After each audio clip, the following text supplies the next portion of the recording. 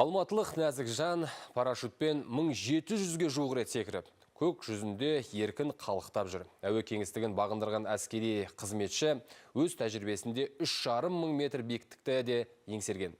Батыл бұрымдының айтуынша дайындық барысы ерлермен тең дәрежеде өтеді екен. Айта кетейік, бүгінде шаһарда отан алдындағы міндетін абыроймен атқарып жүрген 100-ге тарта әскери қызметші әйел биіктен қалықтап түсу машығын меңгерген. Олардың алтауы парашюттік даярлық орталығының мамандары екен. Жауапты қызмет жайында толығырақ әріптесім Мәди Мәлік баяндайды.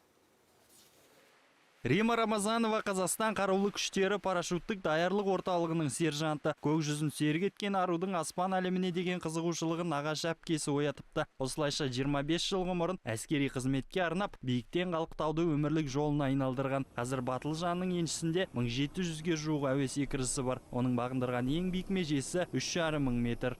Был момент.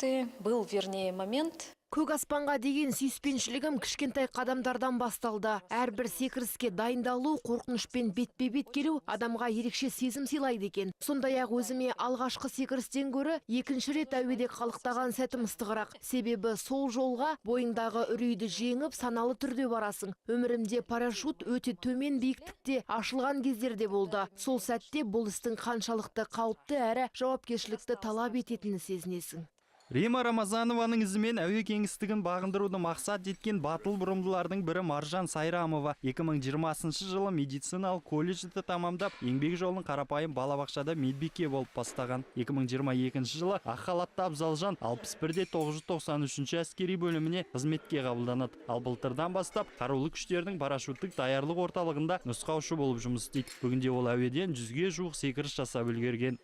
Ең алғашқы секіріс жаңаға тез өтіп кетеді. Ол жерде қалай шыққаныңды, қалай жерге жеткеніңді, көп нәрсені жаңағы есіңде сақтай алмайсың. Себебі сен үшін бір жаңа туынды ашылған болғандықтан жаңағы ұсақ бөліктеріне көп назар аудара бермейсің. Ал екінші секіріске келсек, ол жерде жаңағы сен қайда бара жатқаныңды, қалай болатын бәрін білгендіктен сәл кішкене қорқыныштау болатын негізі екінші секіріс болып саналады.